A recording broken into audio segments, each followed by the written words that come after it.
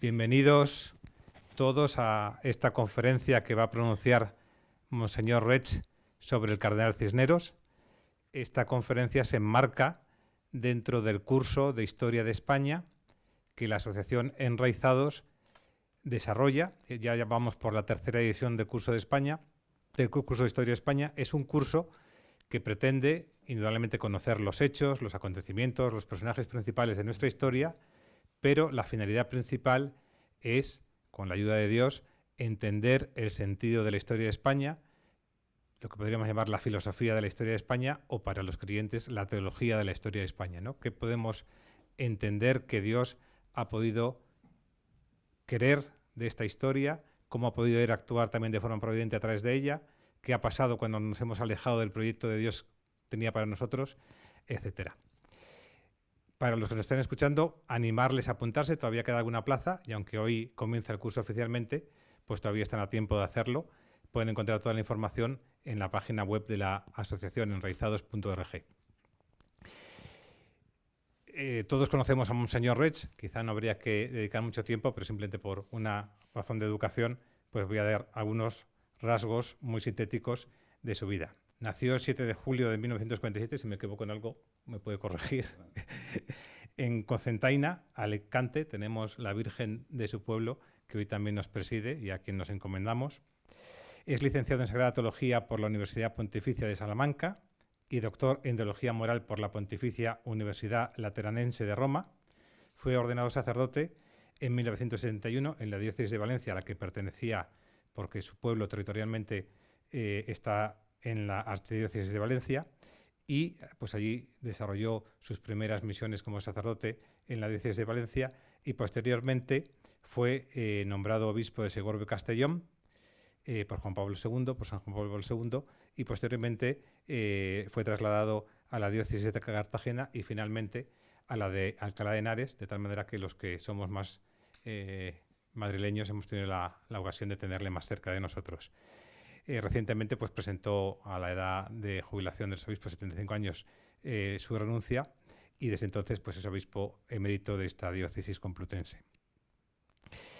Ha sido sobre todo pues un gran defensor de la familia, de la vida, desempeñando distintos cargos en la Conferencia Episcopal y también en el Instituto Juan Pablo II de la Familia, que tantos éxitos pues ha dado a tantas generaciones españoles que se han formado en ella, bueno, y en el mundo entero, pero especialmente ahora en España, hablando de Monseñor Reig. Y sobre todo ha sido también pues un referente para todos los católicos que tratamos, no solamente en nuestras vidas privadas, sino también en la vida pública, pues de que la fe ilumine nuestra España, nuestra Europa y el mundo entero. Pues agradeciendo a Monseñor Reig que nos dedique este tiempo, le cedo la palabra y simplemente indicar que aquellos que estén interesados en hacerle alguna pregunta la pueden poner en el chat de nuestro canal de YouTube, y al final de la misma, si tenemos tiempo, le trasladaremos alguna de ellas. Muchas gracias, Monseñor Reig, y muchas gracias a todos por su asistencia. Vamos a hablar del Cardenal Cisneros y lo hacemos desde una óptica de poder aprender de este gigante del espíritu que fue el Cardenal, para ver exactamente qué podemos nosotros aplicar a nuestra situación actual, los que vivimos aquí en España, situado en el contexto de Occidente. Los primeros años de la vida del Cardenal Cisneros he dicho que son oscuros. Oscuro en el sentido que no tenemos muchos datos. Sabemos al menos ciertamente que nació en Torrelaguna, que pertenece actualmente a la Comunidad Autónoma de Madrid y es diócesis de Alcalá de Henares, está en la parte norte de nuestra diócesis. Es una familia más o menos pues, de clase mediana, acomodada, y que buscó que este muchacho pues, estudiase, primero con su tío en Roa, después aquí en Alcalá de Henares los primeros estudios, hasta que decidieron que fuera a Salamanca a estudiar leyes, cánones. Y allí es donde consigue ya ser canonista o ser aquel que ha conseguido los estudios. Y desde allí, sin ser todavía sacerdote, se traslada a Roma y en Roma es ordenado sacerdote. No sabemos cuánto tiempo estuvo en Roma, pero bastante tiempo, hasta que consiguió un beneficio, que es ser arcipreste de Uceda, que forma parte de donde él nació. El arciprestazgo de Uceda tenía como uno de sus puestos Torrelaguna, su pueblo natal. Como este beneficio lo consiguió directamente del Papa, el arzobispo Carrillo, que era el arzobispo de Toledo, cuando se enteró, le retiró el título de arcipreste y lo metió en la cárcel. Y este acontecimiento quiero yo destacarlo porque tiene su importancia. Pasado el tiempo, el cardenal Mendoza, muerto ya Carrillo, lo nombra capellán de la Catedral de Sigüenza y después vicario general. Y cuando ya, diríamos, va desarrollando su carrera, y lo hace espléndidamente, incluso tiene inquietudes por los estudios, especialmente la Sagrada Escritura, incluso tiene amistades con aquellos que conocen las lenguas semíticas, de modo abrupto lo que hace es retirarse y va a buscar la soledad para encontrarse con Dios. Escoge ser ermitaño, y ser ermitaño dentro de los franciscanos en lo que llamamos la observancia, no sin más franciscanos, sino de la observancia, lo que había iniciado como movimiento Villa Creces y San Pedro Regalado. Estuvo primeramente en La Salceda, que forma parte de Guadalajara, allí como eremita, después estuvo en San Juan de los Reyes, en Toledo, después pasó al Castañar, otro monasterio, pero volvió otra vez a vivir como ermitaño. ¿Y qué hace? ¿Y por qué lo hace? Yo creo que el momento en que estuvo en la cárcel le hizo repensar todas sus ambiciones, todo lo que él pensaba que debía adquirir, también pensando en su propia familia. Él quería pues, ser arcipreste y desde ahí iniciar una carrera eclesiástica. Después ya, lleno de tantas cosas y tantos trabajos, porque ser vicario general entonces era, diríamos, resolver todos los pleitos de carácter eclesiástico y también de carácter civil, pues ya lo deja todo y se va a buscar a Dios, como lo hizo en su momento Benito, San Benito, o anteriormente en Oriente lo hizo San Antonio Abad. Es más, es decir, en ese eremo lo que busca es directamente encontrarse con los dos libros por los cuales el Señor ha querido hablarnos. El Señor ha querido revelarse y darse a conocer por el libro de la creación, y él está allí en plena naturaleza, y en plena naturaleza canta las maravillas de lo que Dios ha creado, y a través de las huellas quiere conocer al Creador, y fundamentalmente por la revelación, y en este caso se dedica de lleno al estudio de la Sagrada Escritura. Quaerere Deum, que es el lema, buscar a Dios a través del libro de la naturaleza, de la creación, que habla de Dios, y a través de las Sagradas Escrituras. Allí es donde conoce también todo lo que representaba o representó en su momento Raimundo Lulio, Ramón Llull, que tenía también su particular importancia en cuanto que quería, con un espíritu verdaderamente misionero, crear una escuela de lenguas semíticas para ir a convertir todos aquellos que vivían fuera de la fe católica y que tenía necesidad de la Iglesia mandar misioneros conociendo las lenguas semíticas. Esto tiene importancia porque él después lo va a querer desarrollar en la propia Universidad de Alcalá de Henares. Buscar a Dios, ¿qué significa y qué puede significar para nosotros en este momento? El monacato, lo que hizo San Benito y lo que hace él. Raimundo Lulio tiene un libro que se titula Blanquerna, donde después de, diríamos, pasar por todos los estados eclesiásticos, al final dice que la vida más perfecta es la vida del ermitaño, y él eso lo recoge. Es tener a Dios como centro. Vamos a decir que nosotros estamos viviendo una apostasía silenciosa donde Dios es irrelevante, donde nos hemos alejado de Dios, donde sin Dios vemos que va apareciendo una distorsión de lo que es el hombre, una distorsión de carácter, diríamos, de su ser, del carácter de lo que llamaríamos la antropología, y ha nacido el individuo dentro de lo que Benedicto XVI llamaba el relativismo moral, o la cultura de la muerte, y lo que podemos llamar en estos momentos una sociedad tremendamente nihilista, cuya raíz está en haberse alejado de Dios. ¿Qué nos enseña Cisneros en este momento?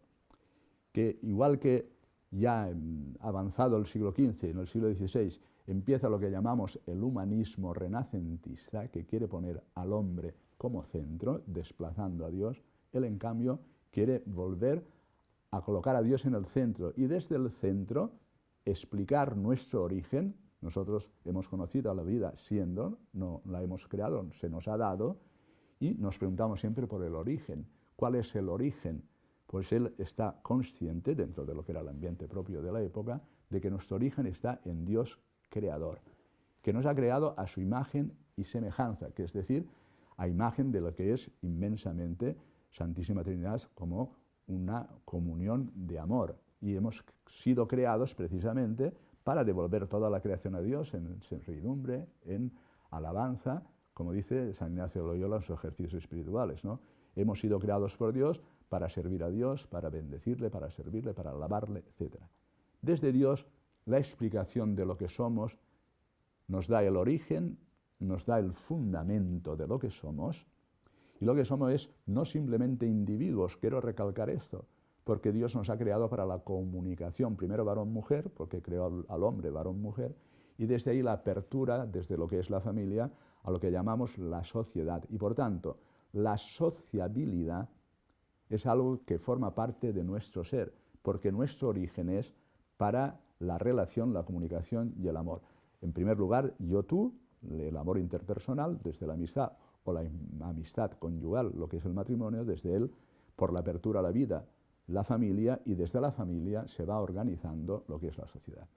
Esto que es encontrar el origen, el fundamento de nuestro ser, que nos mantiene en la providencia nos mantiene, y la meta, para vivir con esperanza. Hoy hay un gran déficit de esperanza. ¿Qué hace Cisneros en la Salceda? Vive como un hombre de esperanza, porque toda su esperanza está en Dios. Él sabe que la muerte ha sido vencida y sabe que la meta no es el fracaso, sino que es la vida. Y por tanto, la vida después del resucitado, del cual participamos nosotros en el bautismo, tiene como meta la gloria o el cielo. Esto explica todo lo que es la Baja Edad Media, la Alta Edad Media, todo lo que es el origen mismo de nuestra fe cristiana en el seno de la Iglesia Católica, la centralidad de Dios. Benedicto XVI, en una de las conferencias o reflexiones que hizo en el año 2000, especialmente aquellos que tenían responsabilidades educativas en la Iglesia, dijo: es necesario volver al teocentrismo, a poner a Dios en el centro, sin desplazar al hombre, porque Dios en el centro acaba siendo Dios que, humanado en Cristo, se ha puesto en el centro, por él han sido creadas todas las cosas, es explicación de todo cuanto existe. Lo llamamos un humanismo cristiano que es cristocéntrico, o Dios con nosotros, esperanza de la gloria. Con lo cual, ¿qué garantizamos? Sabemos de dónde venimos, sabemos quién nos sostiene en nuestra existencia, sabemos nuestra meta y nuestra vocación. Nuestra vocación es a la relación, a la sociabilidad. ¿Por qué digo esto, insisto? Porque en un momento determinado, diríamos con otro modo de explicar las cosas, se entiende que el origen de la sociedad es lo que llamamos el contrato social, desde la filosofía del planteamiento político de Rousseau. Hemos hecho un pacto, hemos dado al Estado todo aquello que podríamos realizar nosotros para que él lo realice, renunciamos a una serie de realidades que son nuestras y que podemos construir desde nuestra persona, desde nuestra realidad primera, que es la familia, y desde lo que son instituciones naturales, se las hemos dado al Estado, y el Estado es quien tiene que procurar nuestra seguridad, nuestra paz, nuestra defensa, etcétera, etcétera. Eso que se inicia con el llamado contrato social no es el origen de la sociedad.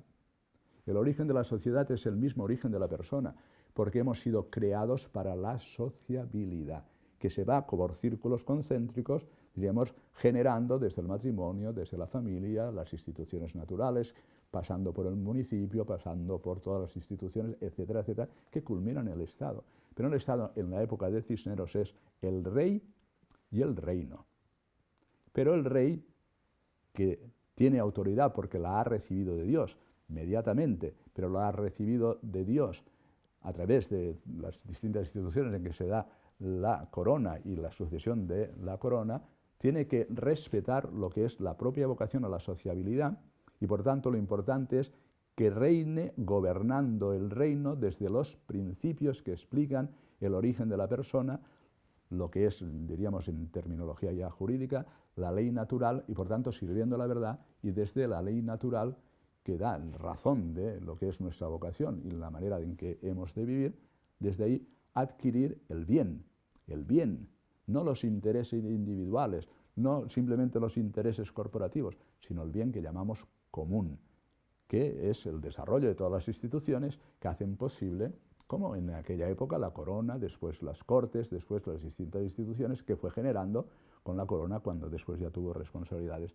para el bien de la persona, que pasa por el bien de la familia y que pasa por distintas instituciones naturales que configuran la sociedad que culmina en la corona o culmina en el Estado y en su gobierno. Ese planteamiento no es simplemente medieval, es un planteamiento de decir que quien gobierna tiene que servir, y tiene que servir desde los principios que explican lo que es la persona humana, desde lo que hemos entendido siempre como ley natural, que después ya se va concretando en todo un conjunto del estatuto jurídico que permite respetar la dignidad de la persona, la dignidad de la vida humana, el bien de lo que significa la vocación al amor en el matrimonio, la familia, y desde allí el bien de la misma sociedad. Este es el esquema de vida de Cisneros, y él, cuando está, diríamos, viviendo esa realidad suprema de buscar a Dios, está repensando todas estas realidades y viéndolas desde su origen, porque al final todo culmina ¿en qué? Pues en que hemos de encontrarnos con la meta última del hombre, con la meta última del bien social o del bien común de la sociedad, que camina como peregrinos para encontrarse al final en la victoria sobre la muerte, que nos ha ganado aquel que ha vencido el pecado y la muerte, resucitando y haciéndonos participar de su triunfo. Por tanto, primera reflexión, ¿qué podemos aprender? La centralidad de Dios.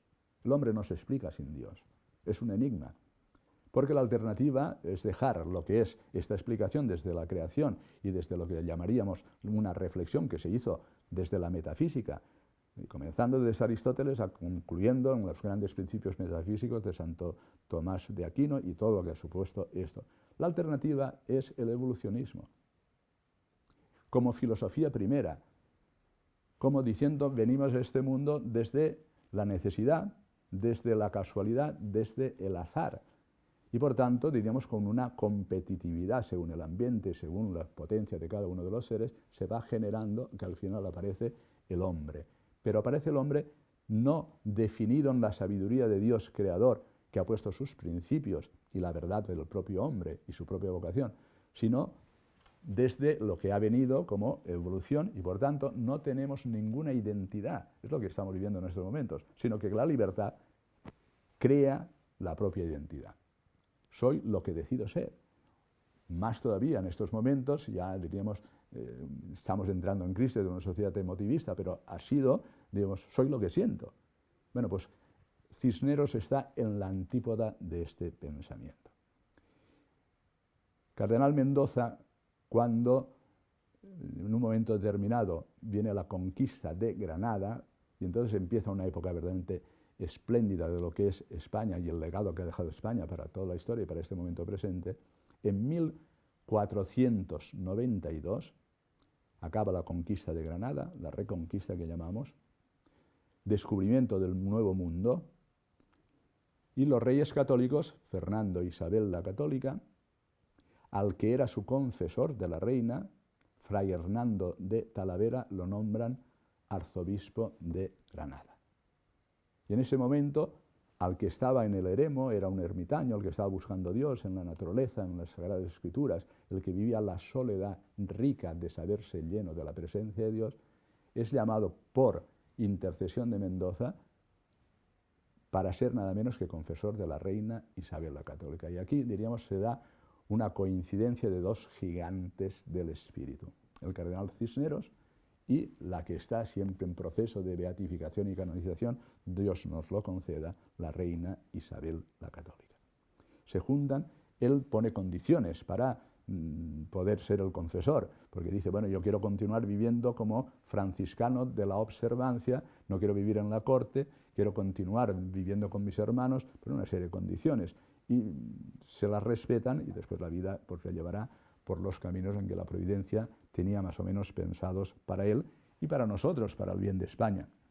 Porque en un momento determinado, cuando muere el cardenal Mendoza, es nombrado arzobispo de Toledo. 1492 es la fecha, diríamos que para nosotros tiene una importancia enorme. Se ha conquistado a Granada, ha acabado la reconquista, se ha descubierto el Nuevo Mundo y se unen dos gigantes del espíritu por la providencia de Dios, la reina Isabel la Católica y Cisneros. Y habrá ahí una compenetración de espíritus que les llevará a responder en esos momentos a las necesidades urgentes que se sentían en España y en esa nueva realidad, en España y todo lo que significaba el resto de Europa, pero en este caso la novedad de lo que llamamos el descubrimiento del Nuevo Mundo. Pasamos a un segundo momento. Más allá de la centralidad de Dios, de volver a poner a Dios en el centro para explicar nuestro origen, nuestro fundamento y nuestra meta, para darle la verdad a nuestra sociabilidad desde lo que Dios en su sabiduría ha creado en el hombre, dándole una dignidad y dándole unos principios de verdad para guiarse desde la ley natural y después la ley divina positiva, etc., ¿no? Un segundo momento. Cisneros, dejando bastantes años de lo que fue estar en la Salceda como ermitaño, entra en algo que significa colaborar en el gobierno del reino. ¿Y cómo lo va a hacer? España, ¿qué necesita en esos momentos? La corona, ¿qué es lo que necesita? Se han vivido momentos, diríamos, dramáticos en el catolicismo. Más allá del cisma, hubo un momento en que el papado está dividido en tres, más allá de lo que supuso la peste negra, estaba necesitada de una reforma religiosa en profundidad. Una reforma religiosa en el clero secular, en el clero regular y en la vida propia de los cristianos, de los católicos. Esto que empezó ya con Fray Hernando de Talavera va a ser, diríamos, uno de los hitos de lo que la Reina Católica va a llevar adelante con la ayuda del cardenal Cisneros. La reforma religiosa empieza por la reforma de todos los conventos y monasterios que había en esta tierra, en España, y que fue, diríamos, lo que nos libró después de todo lo que supuso, a su muerte ya, lo que dividió la cristiandad con la figura de Lutero y el protestantismo, y después con lo que fue, pues, desde Calvino hasta Zwinglio, etcétera, etcétera, después el anglicanismo, etcétera. Cisneros, con la Reina Católica, promueve, no sin dificultades, sabiendo cómo está el papado. Si la reforma se inicia cuando empieza Cisneros, estando como papa Alejandro VI, y consiguen bulas para reformar los conventos, que están llenos de personas que, después de lo que he dicho, la peste negra y todo lo que había sido la crisis, se han llenado de gentes que no viven el espíritu religioso. Y por tanto lo que él quiere con la reina es volver al espíritu de los fundadores, volver a las reglas que dieron origen a los... Esto le supuso muchísimos problemas, pero en un momento determinado incluso fue nombrado provincial de Castilla. Empezó con los franciscanos, continuó con el resto, los jerónimos, con los dominicos, etc. Y para conseguir una repristinación de la vida religiosa. Para el clero secular organizó 2 sínodos, tanto de Alcalá de Henares como de Talavera, donde también promueve la reforma del clero. Y para servir bien a la Iglesia, lo que quiere, continuando lo que ya en Alcalá de Henares existía, que se llamaba un estudio general, consigue del Papa una bula para erigir en Alcalá de Henares la universidad llamada Cisneriana, complutense, que diríamos es uno de los grandes momentos de esta realidad que fue, diríamos, una bendición para nuestra nación, para España, para vivir el momento de lo que era la reforma religiosa. Las dos cosas, la reforma de los monasterios con una resistencia enorme y con problemas muy serios, especialmente con los conventuales y después con los demás, de tal manera que algunos se huyeron de aquí y se fueron a Italia. Pero entró la reforma. El espíritu de Cisneros es muy abierto, porque él tiene una vocación mística que la ha conseguido siendo ermitaño, y por tanto, dentro de lo que era la pobreza y la austeridad de la observancia franciscana, quiere introducir este mismo espíritu en los conventos y en los monasterios. Y quiere después establecer esto mismo, inspirándose en los momentos de la espiritualidad de aquel momento, y que va buscando, a través de todo lo que significa, cuando es ya arzobispo de Toledo, pues publicando en el mismo Alcalá de Henares una cantidad de libros que van enriqueciendo, con una voluntad suya que se acercó a figuras incluso como María de Santo Domingo, la Beata de Piedrahíta, o Santa Juana de Cubas de la Sarga, que eran vocaciones místicas y que él se acercaba a ellas. Y tenía también una especial atención tanto a Raimundo Lulio, que también vivía como ermitaño en Mallorca, y también por Savonarola, Fijaos lo que significa esto. Todo esto, diríamos, son espíritus radicales de carácter místico y que él vive como aspiración y vocación mística, pero a la vez con un espíritu de serenidad enorme, al lado de la reina, para impregnar de verdadero espíritu cristiano la vida de la Iglesia Católica. ¿Qué supone esto? Más allá de la centralidad de Dios, el beneficio dentro de los movimientos espirituales que había entonces y toda la preocupación que había por lo que se llamaba entonces los iluminados o movimientos espirituales de carácter místico, que después derivaron algunos en lo que fue la herida de la contrarreforma, la reforma, etc. No salvó a España y salvó después la evangelización en el Nuevo Mundo, porque aquí no entró el luteranismo. Esto, diríamos, dentro de la historia es providencia para nosotros, porque no se rasgó la túnica en este territorio nuestro y en todo lo que significó la obra de la evangelización en el Nuevo Mundo. Es verdad que Lutero pone sus 95 tesis, como se dice tradicionalmente, si lo hizo o no en Wittenberg, cuando él muere en 1517, pero todo lo que supuso ese movimiento de reforma ya había sido realizado en España con un verdadero espíritu de serenidad, con un verdadero espíritu de reforma del corazón y de las vidas y con una, diríamos, preponderancia de lo que es la vida religiosa desde un espíritu de observancia, de pobreza, para vivir aquello mismo que significa el seguimiento de Jesucristo. Nunca le agradeceremos nosotros bastante al cardenal Cisneros la reforma religiosa pensada para la vida religiosa consagrada, los monasterios y los conventos, para el clero secular y después para formar personas que después pudieran atender verdaderamente al pueblo de Dios, dándole, no diríamos una ritualización de la vida, sino impregnándolos del verdadero espíritu cristiano para que, conociendo la palabra de Dios y el Evangelio, pudieran vivir una espiritualidad que fuera de seguimiento personal de Jesucristo. Todo esto está en su cabeza, todo esto está reforzado, apoyado y sostenido por la Reina Católica. Y diríamos, tenemos un segundo momento, centralidad de Dios, reforma de la vida, en lo que es, diríamos, lo más ministerial en la Iglesia, religiosos y clero, y la misma vida de los laicos, y la vida de aquellas personas. ¿Y para eso qué hace? El Estudio General de Alcalá de Henares, con la bula de Alejandro VI, pasa a ser, desde el Colegio de San Ildefonso, Universidad de Alcalá de Henares, tiene el título ahora, Complutense entonces. ¿Qué pretende él con esto? Está abierto a todos los movimientos. Junto con Salamanca, vamos a decir que la Universidad de Alcalá son los dos grandes monumentos en aquel momento de formación, más allá de lo que era en su momento la Universidad de París o la de Bolonia, etcétera, etcétera. Él quiere traer aquí a los mejores. Incluso pues, estuvo en conversaciones con Erasmo de Rotterdam, que nunca quiso venir a España, etc.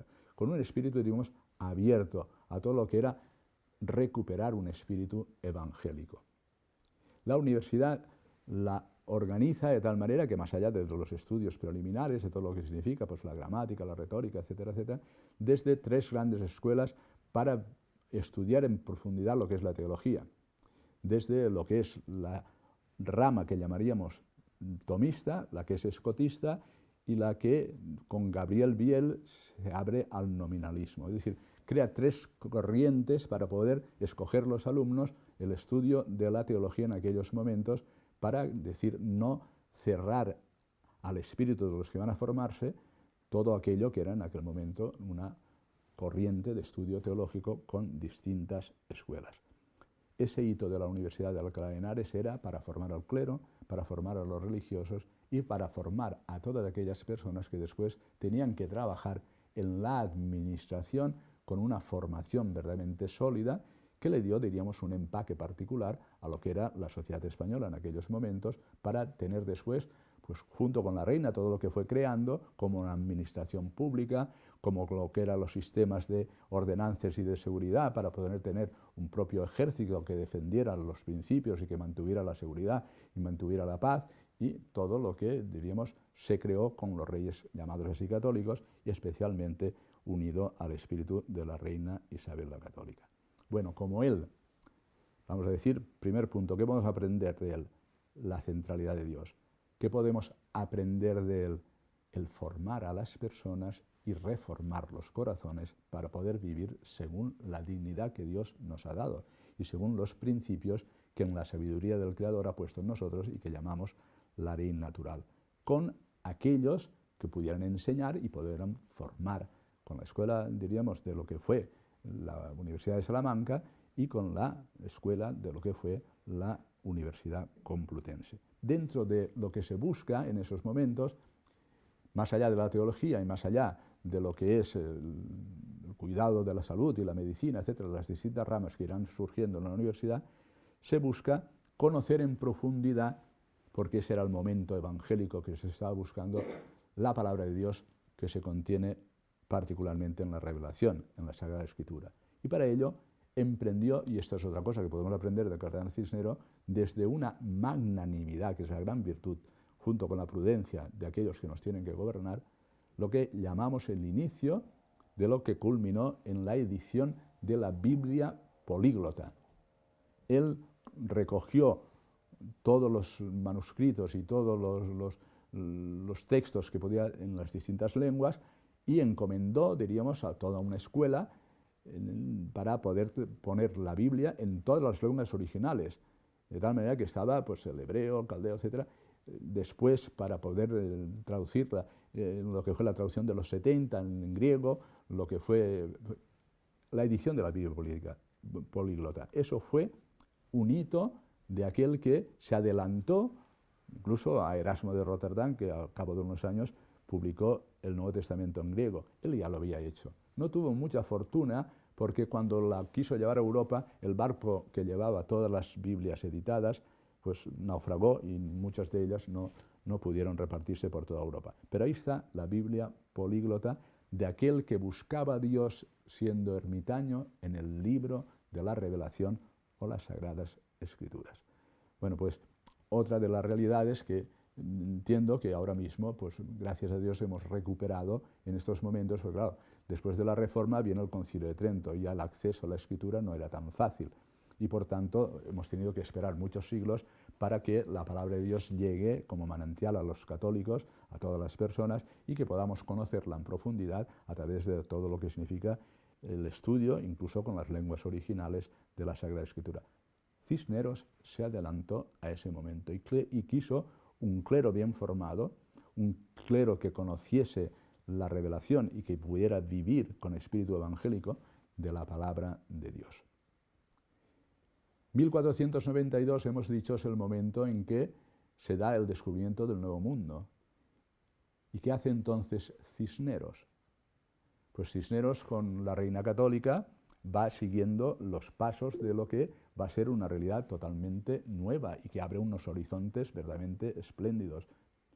Él, lo que pudo hacer hasta 1517, que es cuando muere, lo que quiso hacer es unir a todo lo que era ese descubrimiento, de todo lo que era el enraizarse en aquellas tierras, bueno, pues junto con lo que fue la Universidad de Salamanca y toda la reflexión que tuvieron que hacer los católicos para ver la dignidad de los que vivían allí desde siempre, lo que llamaríamos los aborígenes, bueno, respetar la dignidad para que fueran como los españoles, con la misma dignidad de los hijos de Dios. Y por tanto, todos aquellos que partían de España para llevar adelante lo que es entrar en aquella tierra, no faltasen los misioneros que acompañaran a aquellos que, primero en la Española, después en Cuba, después en Puerto Rico, etc., los primeros descubrimientos hasta donde pudo llegar él. Tercera faceta que podemos aprender de Cisneros. Siendo ermitaño, fue un gran misionero. Un gran misionero, es decir, que lleva adelante la misión y que lleva sabiendo que es el mejor regalo que puede hacer al Nuevo Mundo. No solo con el espíritu de algunos que pudieran ser codiciosos, buscando, diríamos, fortunas, buscando las realidades de la codicia en lo que pudieran encontrar en aquel mundo, sino llevarles el mejor de los tesoros, que es la propia fe que le había dado a él sentido para saber su origen, su fundamento y su meta.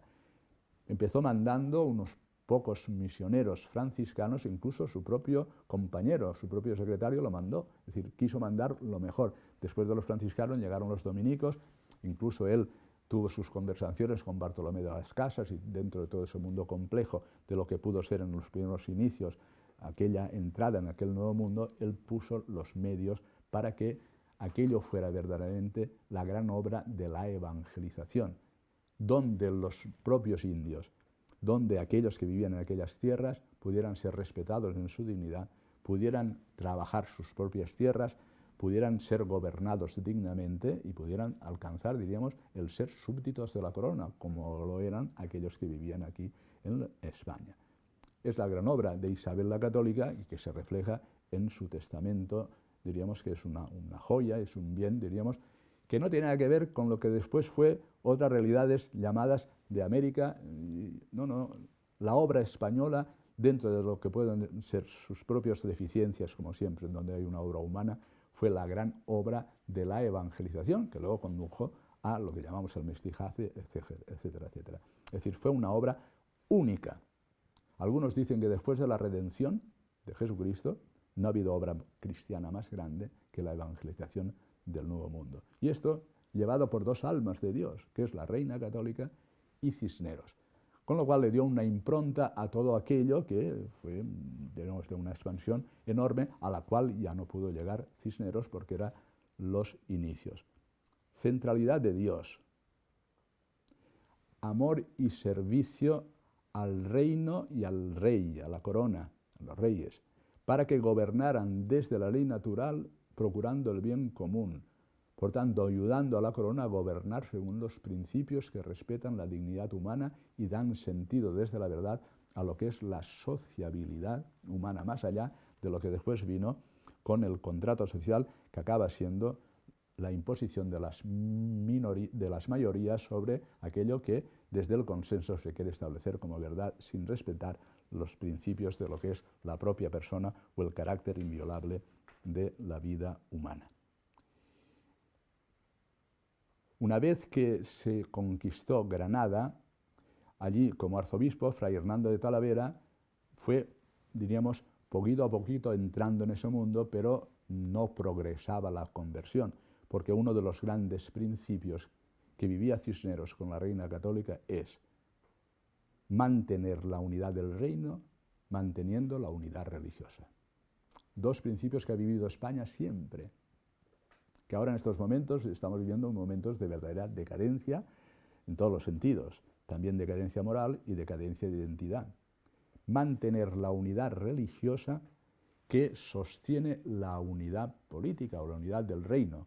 Y eso fue, diríamos, un empeño constante, de ahí la pureza de la fe, porque él también no solo fue arzobispo de Toledo, fue nombrado cardenal, fue nombrado inquisidor, es decir, todo lo que buscaba era la pureza de la fe para que no se mantuviera tanto la unidad del reino propiciada por la unidad religiosa.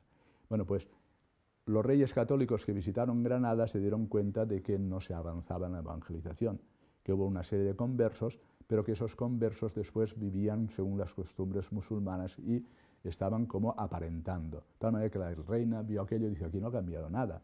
Y entonces es cuando manda a Cisneros para que ayude a Fray Hernando de Talavera, entonces ya arzobispo de Granada. Hay una página que es muy discutida y que parece que sea una sombra del cardenal Cisneros. Pero esto, gracias a Dios, con los estudios recientes se está iluminando esa página, porque él fue allí y verdaderamente fue a ayudar, pero forzando lo que era ya, diríamos, después de varios años, una realidad que tenía que llevarse o a la conversión o a determinar que tuvieran que irse, porque se propiciaba, sobre todo, la unidad política sustentada en la unidad religiosa. Entonces, él lo que tuvo que hacer es dar dádivas, estar hablando con los jefes de todos ellos, y hubo un momento en que quiso forzar también a aquellos que ya convertidos no vivían, y estos se le rebelaron, es lo que llamamos la rebelión en el Albaicín y después en las Alpujarras, que se tuvo que sofocar. Y ahí se dice que la fuerza se quiso, diríamos, como proponer como gran principio de conversión, y después hay una página que dice que entre los límites que fue pasando, Granada Cisneros propuso quemar todos los Coranes en una gran hoguera, y esto ahora que se ha dicho y se ha repetido 1000 veces, y que incluso en estos libros, de Joseph Férez, se dice muchísimo como una y lo podéis leer en otras. Aquí tengo el libro de Luis de Santa María, también de Cisneros, y este que editamos aquí en el 5º centenario de la muerte. Hay unas cartas que escribe Cisneros al Cabildo de Toledo en que va explicando poquito a poquito lo que va haciendo con Fray Hernando de Talavera. Y es de una comunión entre los dos. Y va dando gracias a Dios porque va avanzando la evangelización.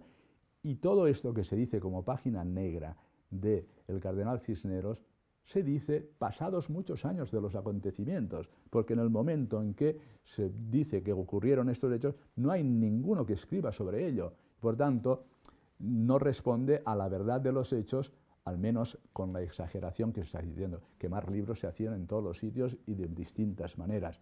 Él recogió todos aquellos que pudo traerse aquí a la Universidad de Alcalá, particularmente los de filosofía, los de medicina, etc. Que hubiera una quema de Coranes, puede ser. Exageradamente, como se ha dicho, no, porque él en las distintas cartas, y ahí eso es diríamos, un filón para comprender lo que está diciendo, que escribe al Cabildo de Toledo, explica y de esto no dice nada. Y por tanto, habrá que poner al menos en interrogante estas cosas que se dicen.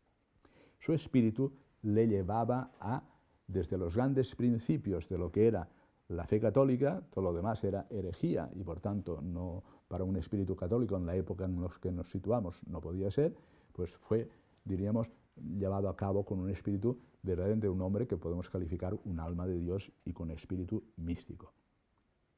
Ya tenía una edad avanzada cuando fue a Granada, pero es que además le decía a Fernando que más allá de preocuparse del reino en la parte de Italia, en Nápoles, Sicilia, etcétera, etcétera, lo que había que hacer, porque tiene un espíritu todavía que está encarnado entre la Edad Media y lo que es el Renacimiento, tenía que volver a un espíritu de cruzada.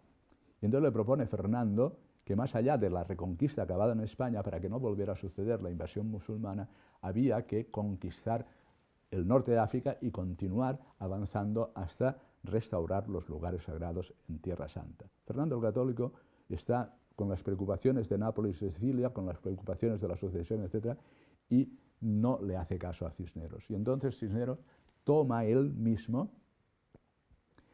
la responsabilidad de organizar un ejército que, saliendo de Cartagena, a la edad de más de 70 años, se presenta a Cisneros para la conquista de Orán y todo lo que ahora mismo es el norte de África, pero con un espíritu de llegar hasta Jerusalén. Él lo que quiere es entrar en el centro mismo de lo que ha sido encarnación y nacimiento, y por tanto el lugar sagrado donde Dios mismo, humanado en Cristo, ha venido a estar con nosotros, porque eso es el centro y el corazón del alma católica y por tanto de la vida cristiana.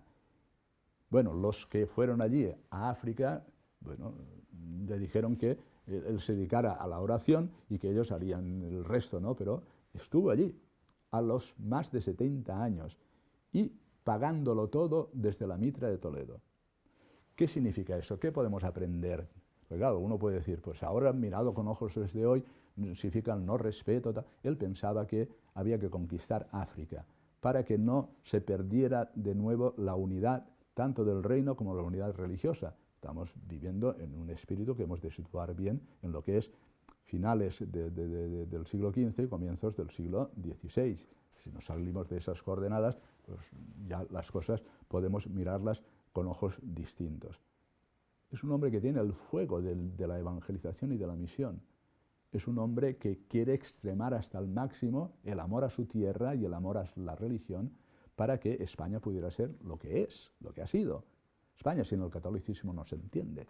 Y esto es el gran legado que nos ha dejado la Reina Católica y Cisneros, y que ahora vemos cómo estamos desperdiciando en estos momentos que necesitamos de esta luz para iluminar este momento presente y hacer cada uno en su medida lo que pueda hacer para centrar de nuevo al hombre, para centrarlo en su vocación al amor desde el matrimonio y la familia, para recuperar aquellos bienes que dignifican la vida humana y aquello que supone el vivir con nosotros, el nosotros, la vida social, que va regulada desde lo que llamamos el servicio de quienes nos gobiernan para alcanzar juntos el bien común. Bueno, pues todo esto lo vivió, diríamos, apasionadamente el cardenal Cisneros. De tal manera que al final, todos los problemas que hubo con la sucesión con la reina Juana, la hija de los reyes católicos, después el matrimonio con Felipe el Hermoso, y todo, en un momento determinado, cuando tiene que entrar aquí Felipe el Hermoso, pues está con la preocupación de llevar adelante todos estos principios y de continuarlos. Muere Felipe el Hermoso y entonces tiene la primera regencia el cardenal Cisneros.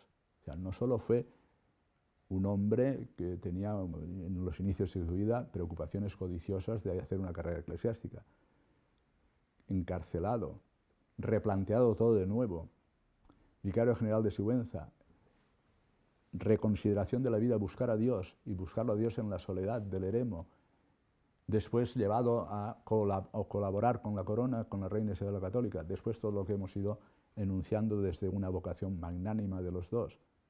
Bueno, pues todo eso lo va a ejercer en una doble regencia. La primera, cuando muere Felipe el Hermoso. Saben que Juana la Loca no puede continuar rigiendo y por tanto tiene que hacer el de regente. Y después cuando muere Fernando Católico, que se casó con la descendencia ya de Foix en Francia, pues cuando muere Fernando Católico, o él ve él a ser regente. De tal manera que todos estos principios los supo conservar y mantener con un espíritu firme, como gobernante, como regente. Y su gran ilusión era que cuando viniera Carlos, el heredero, él pudiera encontrarse con él y poderle comunicar todas estas cosas. Bueno, pues cuando ya anciano, por fin quiere venir Carlos I y V, primero de España, V de Alemania, pues retrasa el encontrarse con Cisneros. Él sale de por Torrelaguna y se va y llega hasta Roa. Y desde allí pues ya sabe que el rey Carlos ya ha entrado en España, pero retrasó el encuentro de tal manera que no pudieron encontrarse. Y murió en Roa, 1517, en el mes de noviembre. ¿Qué nos perdimos? Si se hubieran encontrado Carlos I y Cisneros, ¿qué hubiera pasado? Si hubiera vivido unos años más, ¿qué hubiera pasado? Bueno, pues que tiene aspectos que son un poquito controvertidos. En esta obra, el Joseph Pere, cuando concluye su obra, dice que de haber vivido unos años más, de haberse encontrado, hubiera habido la posibilidad incluso porque después fue nombrado Papa Adriano VI, que era uno de los que vinieron con Carlos I, de los flamencos, que fue obispo de Tortosa nombrado y después de hecho Papa. Hubiera podido ser Papa el cardenal Cisneros, hubiera cambiado las cosas porque hubiera llevado la reforma que hizo en España también para sostener lo que fue ese momento de ruptura con la reforma de Lutero. Pero todo eso ya es especular. Pero no quiso encontrarse Carlos I y después vinieron las cosas que vinieron. De haberse encontrado le hubiera pasado todo el legado de un hombre firme, austero, que supo aprender de la vida, que supo poner toda su persona al servicio de Dios, al servicio de la Iglesia y al servicio de la corona. O lo que es lo mismo, al servicio de España. Bueno, pues de estos grandes gigantes hemos de aprender hoy. Apenas murió, sus paisanos de Torrelaguna y los franciscanos de allí, de la Observancia, quisieron iniciar la causa de beatificación. No podían y después tuvo que pasar bastante tiempo, empezaron a tomarse testimonios, después ya en el 1600 avanzados, la Universidad de Alcalá y la diócesis de Toledo retomaron el tema y hay, diríamos, tanto en el Vaticano como en el Archivo de Toledo, todos los testimonios que tomaron en Torrelaguna, en Alcalá de Henares, en la Universidad, en Toledo y también en Orán. Hay una serie de volúmenes de todos los testimonios. Claro, vino el Concilio de Trento y las condiciones para la promoción de los santos, y entonces ya llegó un momento mucho más dificultoso. Parecía que iba todo delante, pero se detuvo. Y después fue nombrado Papa uno de los conventuales, que era la rama que él más, diríamos, estuvo como hostigando para la reforma en España, los que huyeron a Italia y de los cuales fue nombrado Papa, uno de ellos, herederos de los conventuales, y se detuvo el proceso de canonización. Cuando yo estuve en Roma en la visita al Límina, una de tantas, allá en la Congregación de los Santos, me dijeron, ustedes debían de retomar la causa de Cisneros, ¿no? Yo lo hablé entonces con el arzobispo de Toledo, digamos, está ahí. Y la serie de testimonios que se dieron, y lo que es está todavía por estudiar mucho. Bueno, pues tenemos ahí una causa que junto con la de Isabel la Católica, también la de Fray Hernando de Talavera, que está en proceso de beatificación también, diríamos, sería un gran patrimonio espiritual para España. Fin o síntesis de lo que acabamos dicho. Sin Dios, el hombre pierde su origen, no encuentra fundamento para vivir, ni sabe cuál es su meta. La ausencia de Dios y la apostasía lleva al relativismo moral, lleva a la cultura de la muerte y nos coloca en una sociedad nihilista que no va a ninguna parte ni tiene sentido para poder vivir su vida, diríamos, con un sentido profundo y con una esperanza grande. De Cisneros aprendemos el amor a España y el amor a la misión y a la evangelización. De Cisneros aprendemos el buscar a Dios, que es lo que más le interesó en toda su vida. Buscar a Dios en la soledad del eremo o en las funciones que la providencia quiso darles, con una firmeza, diríamos, de saber que el mejor tesoro que uno puede darle a otro es aquello que le da sentido y esperanza para vivir. Y ese es Dios, no como idea, manifestado en Jesucristo. Decía Santa Teresa que todo el camino de sus monjas tenía que pasar por la humanidad de Jesucristo. Dice, así no se perderán. Vayan ustedes siguiendo el camino de Jesucristo para conocer quién es el hombre y para conocer quién es Dios. Y esto es lo que le ha dado sentido a España con un gran patrimonio espiritual. En estos momentos hemos de saber aprender de estos grandes gigantes del espíritu. Revisar también lo que ha sido nuestra historia en el sentido de lo que le ha dado sentido. Y yo he dicho antes que España sin la fe católica no se entiende, y no se entiende la obra de la evangelización. Y todo lo que hizo España en América muy pronto, y todas las universidades que creó, etcétera, etcétera. Eso ya es otro tema. Bueno, pues que os haya servido esta pequeña reflexión y lo que hayamos podido aprender de este gigante del espíritu, que se llamaba Gonzalo Jiménez de Cisneros, y él mismo voluntariamente quiso llamarse Francisco para continuar el espíritu de aquel que fundó la gran obra de encontrar a Dios por el camino de la austeridad y la pobreza. Muchísimas gracias.